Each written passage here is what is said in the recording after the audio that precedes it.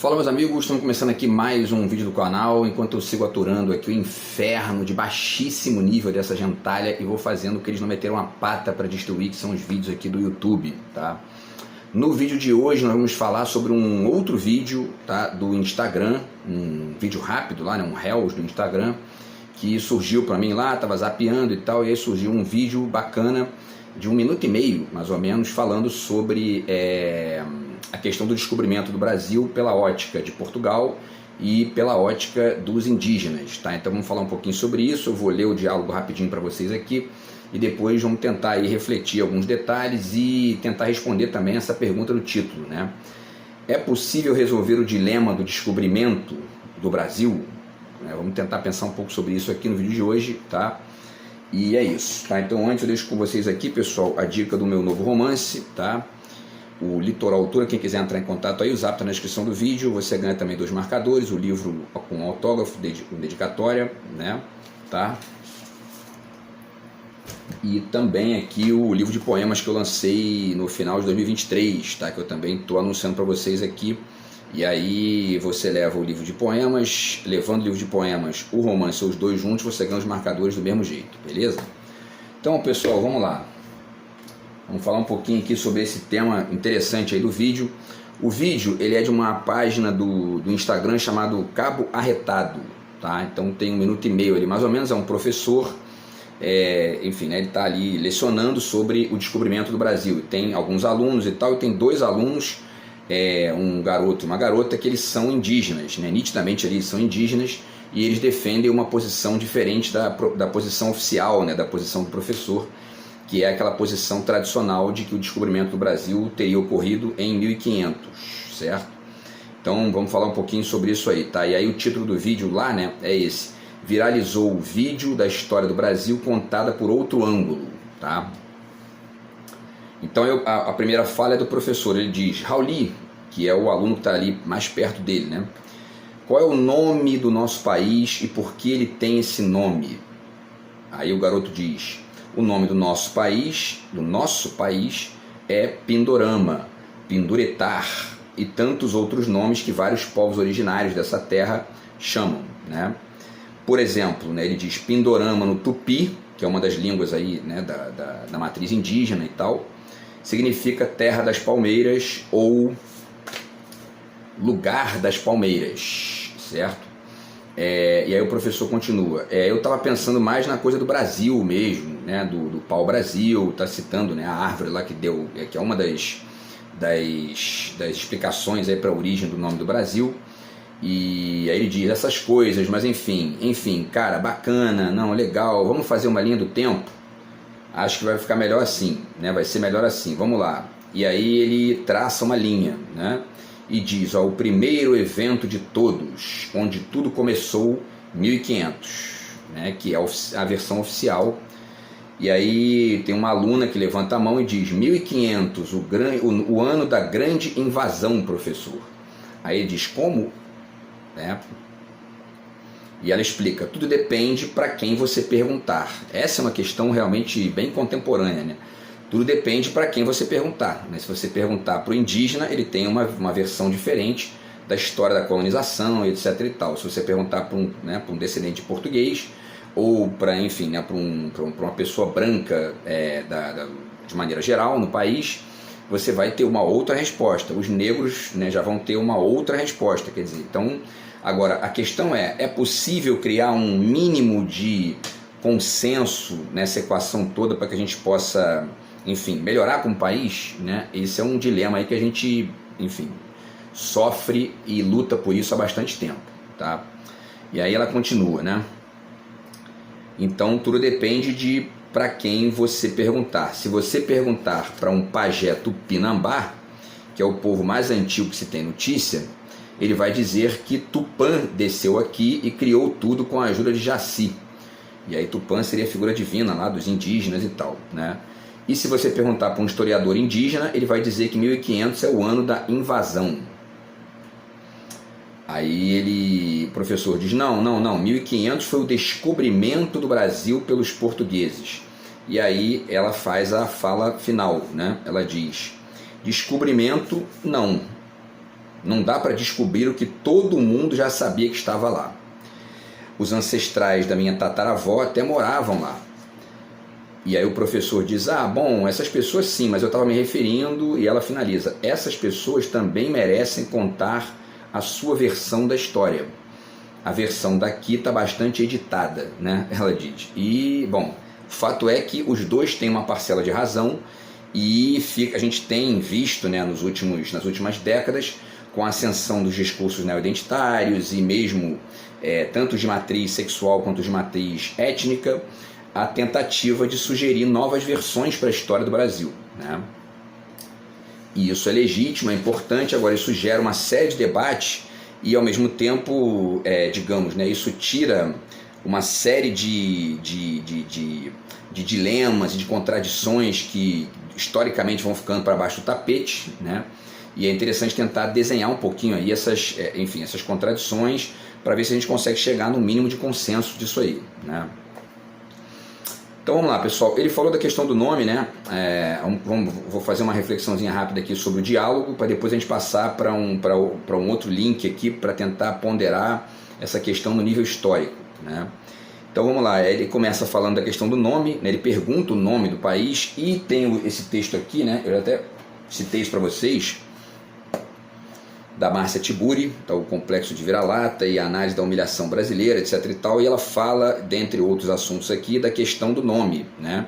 O quanto que o nome foi roubado dos povos indígenas, povos chamados de originários, etc. e tal, e o quanto que isso foi problemático, foi uma situação ali, enfim, né, extremamente complicada para eles, que é uma situação que existe até hoje, porque a gente tem aqui no Brasil uma direita violenta, uma direita que, enfim, né, chega matando todo mundo, chega ali, enfim, incendiando a floresta, expulsando os indígenas, e é isso, né? Então esse drama acontece até hoje, tá?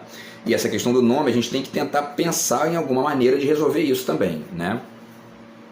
E eu vou, inclusive, deixar uma sugestão parcial aqui no final do vídeo, porque isso pode ser interessante para articular essas versões que existem e que são conflitantes e etc e tal, tá? Bom, aí continuando, né? Ele diz, o nome do nosso país é Pindorama. E aí entra já um ponto de problema, né? Eu deixo aqui também a dica já, duas dicas aqui interessantes, que antes de comentar esse trecho dele ali, a carta do Pero Vaz de Caminha, né, que é legal para ter essa versão aí dos portugueses lá quando eles chegaram aqui, as contradições, enfim, né, a beleza do texto, mas também as bobagens e tudo mais. E tem um verso aqui do Antônio Cícero, nesse livro aqui, o Porventura, que pode ajudar também a pensar isso aí de maneira mais ampla, né? Ele diz aqui, eu até nem marquei aqui a página, mas deixa eu ver aqui, porque está, se não me engano, na 34, está aqui. Então ele diz, o Antônio Cícero, que infelizmente faleceu tem alguns meses aí, né? Ele dizia, filho da diáspora e dos encontros fortuitos, o poema me esclarece, toda a origem é forjada no caminho cujo destino é o meio, né?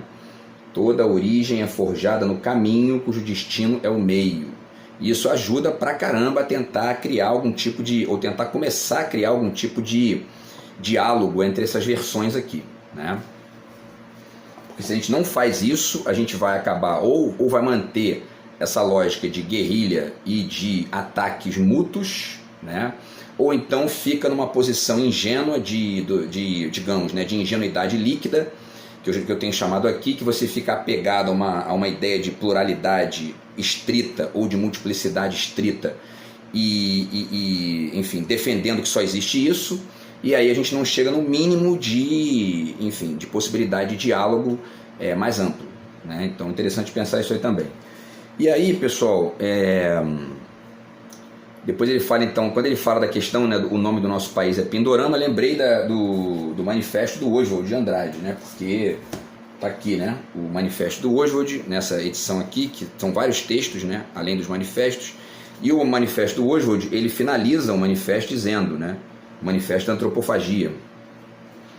Ele data o manifesto do ano de 374 da deglutição do bispo Sardinha, que foi devorado por índios canibais, né? Já fiz várias reflexões aqui sobre esse vídeo e tal, sobre os problemas dessa tese aqui atualizada, etc e tal. E ele finaliza com um parágrafo que ele cita no final, o matriarcado de Pindorama, né? Ou seja, numa perspectiva mesmo de renomear o Brasil em diálogo nítido com a estética dos indígenas, né?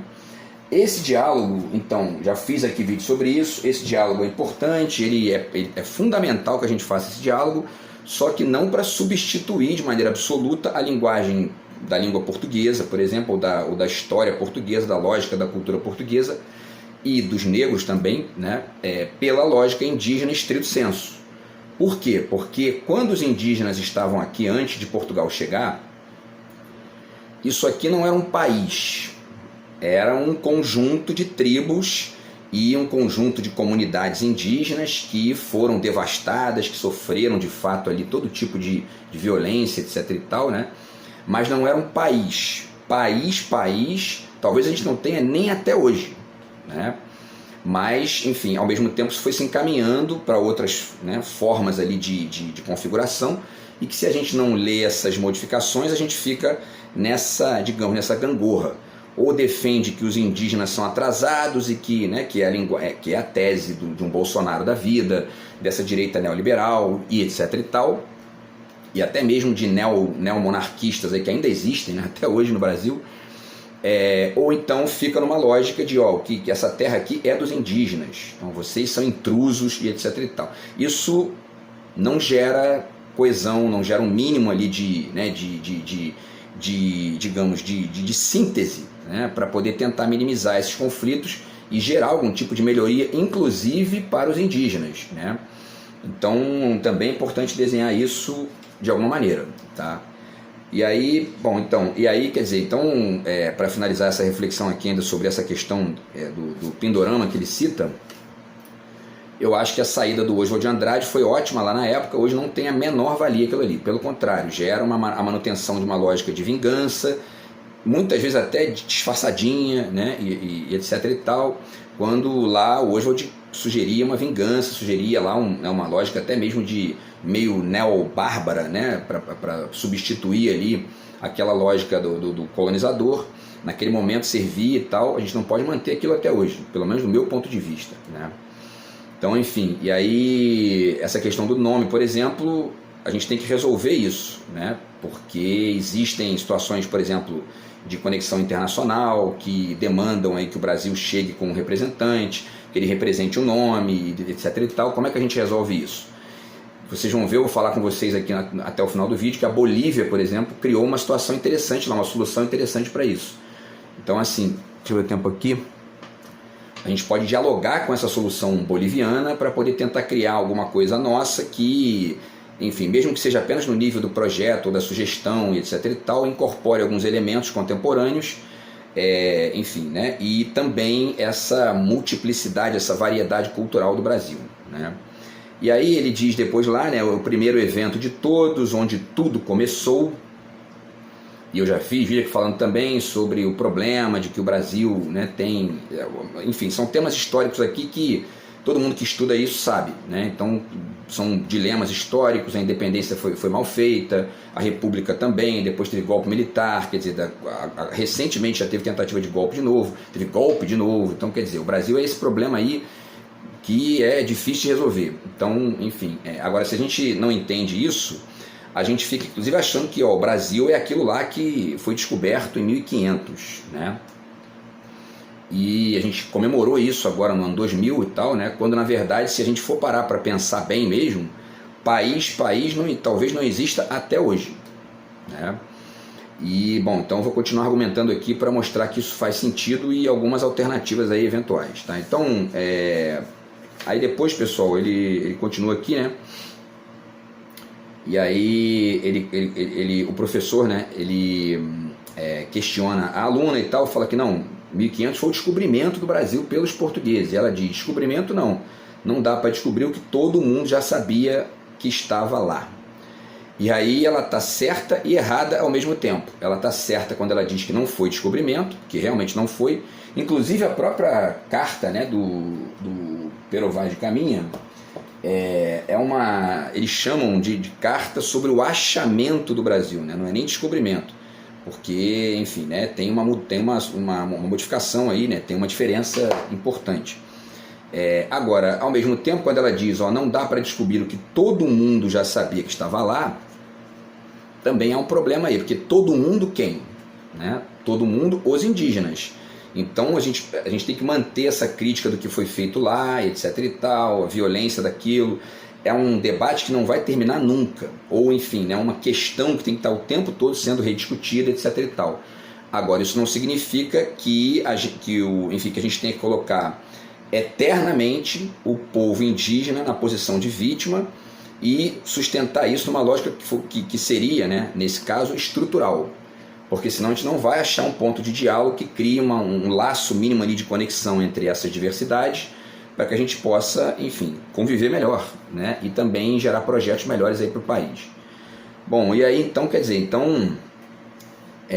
todo mundo exatamente não, né? Porque os próprios portugueses não sabiam que isso aqui existia, não tinham muito ali noção e tal, e tudo foi feito meio que no improviso, na violência e ao mesmo tempo ali nessa dinâmica complicada, tá?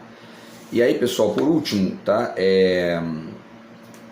Ela diz que, então, né, essas pessoas também merecem contar a sua versão da história, e é verdade. Então a gente tem que escutar isso até, enfim, né, para sempre, talvez, né? Colocar essa versão, enfim, até como digamos, né, uma temática escolar, uma temática universitária obrigatória, tudo isso tem que ser discutido, etc e tal, né? Então, agora, essas versões têm que ser contadas nos seus problemas, nas suas riquezas, etc e tal, mas para criar um laço mínimo que a partir dali se possa discutir isso de maneira mais ampla, né?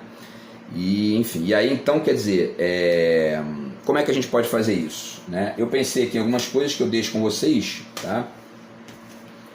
E uma delas tá aqui, né? Deixa eu pegar aqui que eu realmente estou fazendo esse vídeo aqui mais no improviso também. Deixa eu ver aqui, vamos lá. Então, quando a gente pensa, por exemplo, no conceito de Estado-nação, né, porque essa ideia de país, né, eu fiz um vídeo aqui recentemente falando sobre o Agamben, 3 vídeos na verdade, sobre a ideia de povo do Agamben, como que tem alguns problemas ali, enfim, né? E uma das formas de entender a complexidade dessa questão, que envolve os portugueses, os indígenas, os negros, os descendentes brancos e o povo urbano, o povo rural, e, enfim, né, os neomazombos, né, que substituem Portugal pelos Estados Unidos, e toda essa miríade, né, é entender a diferença entre povo e país, né?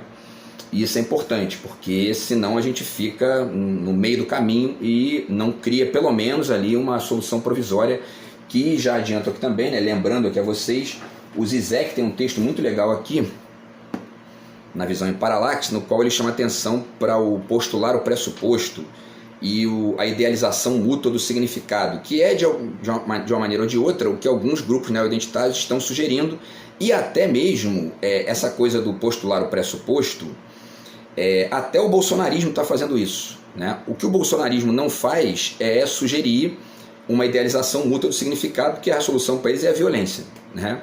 Mas esse postular o pressuposto, o Brasil Paralelo está fazendo isso o tempo todo aqui, né? Querem reler a história, querem redefinir o que aconteceu e tudo mais. Então a gente tem que tentar chegar num ponto mínimo aqui de razoabilidade para que essas coisas sejam feitas criando um mínimo de convergência, né? Porque senão a tendência é piorar, né? Deixo para vocês também a dica aqui do livro do Ailton Krenak, porque eu já falei aqui também que ele fala da questão aqui da sensação de refugiado na própria terra, que é uma coisa que na realidade quase todos nós sentimos de uma maneira ou de outra, né? E isso também é interessante tentar de alguma maneira minimizar isso, resolver isso, ou criar algum tipo de diálogo em relação a isso, né? Bom, e por último ainda nesse ponto aqui, deixa eu ver aqui, esse livro aqui do Norman Cohn, Cosmos, Caos e o Mundo que Virá, as origens das crenças no Apocalipse.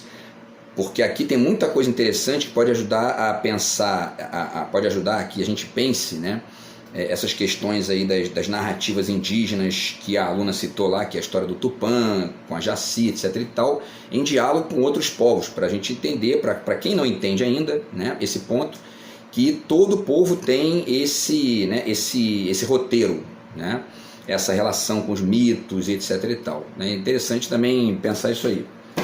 que mais? Então, pessoal, eu pensei aqui numa reflexão final para poder desenhar enfim, né, um ponto de diálogo entre essas versões aqui, tá? Então vamos lá. Existe a gente tem visto aí, né, nos últimos séculos, a gente tem trabalhado com a ideia do Estado-nação, né? Esse conceito surge para alguns autores, né, surge no final do século XVIII, início do século XIX, na Europa, iluminismo, etc. e tal. Estou aqui lendo porque eu fiz um resuminho muito rápido para não ficar falando demais sobre isso, para chegar no ponto, até porque eu já fiz vídeo aqui sobre isso, falando que a gente não fez iluminismo ainda, não fez reforma ainda, e etc. e tal. Então, quer dizer, para se ver como é uma coisa curiosa, alguns, né, autores trabalham com a ideia de que Portugal chegou aqui e criou um país, né? Quando na verdade essa ideia de Estado-nação nem existia quando Portugal chegou aqui, em 1500. Né? O processo inclusive demorou ali muito tempo, demorou século, né, para poder se configurar da maneira que existe hoje. Tem a questão do Acre lá também, uma questão lá perto do Uruguai, tem um monte de coisa aí que, né, a coisa vai se configurando aos pouquinhos. Né?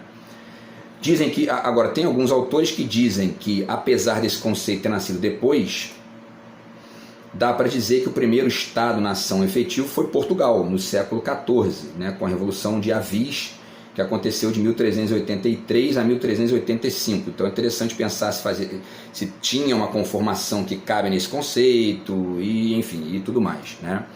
Outros autores dizem que o primeiro Estado-nação foi a Inglaterra, no início da Revolução Industrial, ali mais ou menos no final do século XVIII, na segunda metade do século XVIII. Né? Então, nesse caso particular, aqui nessa perspectiva, Portugal, quando chegou aqui, não era país.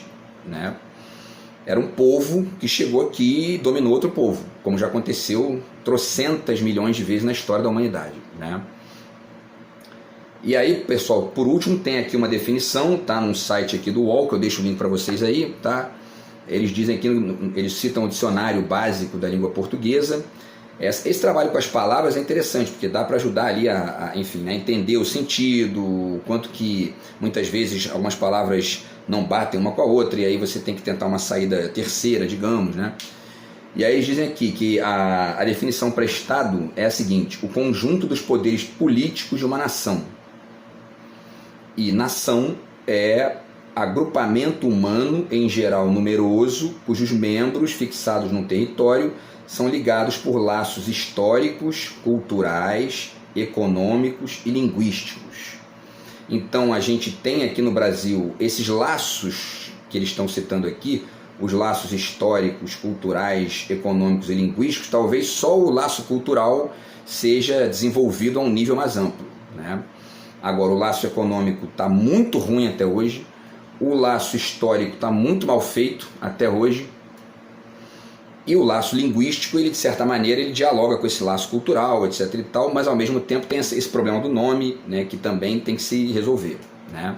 Ainda que a gente tenha, por exemplo, vários estados brasileiros e cidades com nomes indígenas, e enfim, uma série e ao mesmo tempo também com nomes de santos, quer dizer, tem toda essa diversidade existe no Brasil.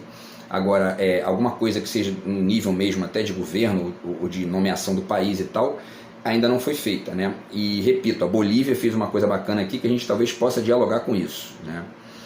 Uma última coisa que eles citam aqui nesse link, antes da gente finalizar aqui esse link, né, propriamente dito aqui, tem uma coisa que eles falam aqui no final, que é interessante, que eles citam essa questão, né, do início do conceito de Estado-nação, e aí no final eles dizem aqui, né, no restante da Europa, o processo de centralização política, restante que eles estão dizendo aqui é em relação a Portugal. No restante da Europa, o processo de centralização política não viria a ter o mesmo ritmo para todas as regiões. E olha só o que eles dizem aqui, que é uma coisa que a gente pesquisando a gente confirma. Né? Basta lembrar que a Itália e a Alemanha foram os dois últimos países a se unificar apenas na segunda metade do século XIX. Então a gente fica olhando muitas vezes para a Europa, achando que, olha, porque, né, eles têm lá uma lógica que é, enfim, unificada desde a Grécia, etc. e tal, e obviamente que não foi assim que aconteceu. Né? A coisa aconteceu com guerrilhas, com modificações. Portugal mesmo, né, foi colonizado lá durante um tempo pelos mouros, depois pelos visigodos, que era um grupo lá do sul da Alemanha, etc. e tal. Quer dizer, então tudo isso aí é essa movimentação que não existe só para a gente aqui no Brasil, existe para todo mundo. A pergunta é, por que a Alemanha e a Itália resolveram alguns problemas e a gente ainda não resolveu, né? A gente tem que tentar desenhar alguma explicação para isso, para poder dialogar com essa questão, né? Bom, e aí, pessoal, por último, tá? Para finalizar isso aqui, eu deixo aqui com vocês algumas dicas e uma sugestão ligada à Bolívia, tá? Então a Bolívia, deixa eu ler aqui, deixa eu abrir aqui o link, né? Essa notícia aqui é de janeiro de 2019, tá? Rapidamente. Referendo constitucional que refundou a Bolívia como Estado plurinacional faz 10 anos. Há uma década, os bolivianos aprovaram, por meio de uma consulta popular, uma nova Constituição, tá? E aí eles dizem aqui, né, que o governo da Bolívia, chefiado pelo então presidente Evo Morales, realizou uma consulta popular para aprovação do que viria a ser, que viria a se tornar, né, a nova Constituição do país, buscando refletir a imensa diversidade étnica e cultural boliviana. O texto é considerado um marco histórico recente e estabeleceu a criação de um Estado plurinacional, reconhecendo a autonomia indígena e o seu direito à terra. E aí eu não vou ler o texto aqui, posso até fazer um vídeo para o futuro para explicar, mas o ponto-chave é o seguinte: eles passaram a trabalhar lá a partir dessa tese, dessa proposta e desse projeto do Evo Morales, manter a Bolívia como um país, né, obviamente, mas garantindo e, enfim, entendendo, concordando, reconhecendo, etc. e tal, as comunidades indígenas em sua soberania, tá aqui, ó, tá? Que é uma coisa que é a luta aí de todo país, de todo estado, todo grupo, né? Enfim,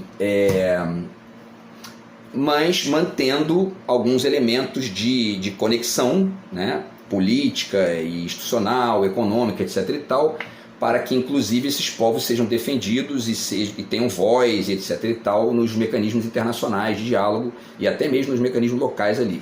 Então, quer dizer, eles criaram uma lógica que é uma lógica de um Estado plurinacional. Faz sentido isso no caso brasileiro? Né? Faz sentido, porque os povos indígenas, como diz a aluna ali muito bem, estavam aqui já antes dos portugueses chegarem. Então, eles têm que ser reconhecidos como povos soberanos, etc. e tal.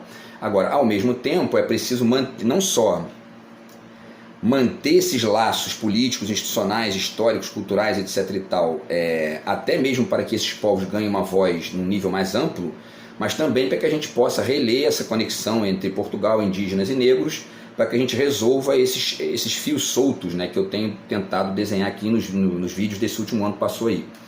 Então, assim, qual seria a sugestão? E tem um exemplo, inclusive, que é bem recente. Falei da Itália e da Alemanha, tem um exemplo da Iugoslávia, né? A Iugoslávia teve uma guerra bizarra na década de 90, morte pra caramba lá e tal, e alguns países lá já resolveram uma série de problemas lá, e se a gente tirar talvez aí os países de baixo, né, o Kosovo e, enfim, né, a Albânia, que ainda tem alguns problemas, mas os países do norte da Iugoslávia ali, Croácia, Eslovênia, depois de uma guerra pesada, resolveram, ainda que, né, a Eslovênia não tenha nem tido tanta guerra assim, mas eles estão com uma renda muito maior que a nossa, então resolveram uma série de problemas que a gente nem começou a resolver aqui ainda, né? Então a guerra não é uma justificativa para a gente não resolver os problemas, né? O conflito também não. Então a gente tem que tentar, porque também tem uma última coisa aqui para dizer, muita gente defende que porque o Brasil ele não pode ficar copiando nada que foi feito na Europa ou em lugar nenhum, tem que construir uma saída própria. Eu acho que nem 8 nem 80, nem você tem que copiar 100%, e nem ficar numa lógica autocentrada 100%. Porque muitas vezes está perdendo ali uma influência bacana que poderia ser articulada para poder ajudar. Então essa saída que foi feita na Bolívia, a gente pode pensar num outro nome para cá, talvez alguma coisa inclusive em diálogo com essas ideias né, que o Mia Couto sugere aqui, que eu já falei, do homem plural e tal, né, da raiz da asa, e de repente alguma coisa do tipo um Estado-nação plural e cosmopolita, ou um Estado plurinacional cosmopolita, enfim, alguma coisa do tipo, né? Que mescle a diversidade com a unidade, para a gente poder chegar num ponto em que haja um mínimo de laço ali, um mínimo de como diria o Zizek, né, de idealização mútua do significado, e que a gente possa, a partir daí, construir alguma coisa que possa ser chamada de país, né, porque realmente país, como diria o Vanderlei Luxemburgo, né, ainda não existe. Beleza, pessoal? Então é isso, essa foi a reflexão de hoje, e aí eu faço mais vídeos aí sobre isso para o futuro, tá? A gente vai se falando aí, beleza? Grande abraço aí, tamo junto, fui!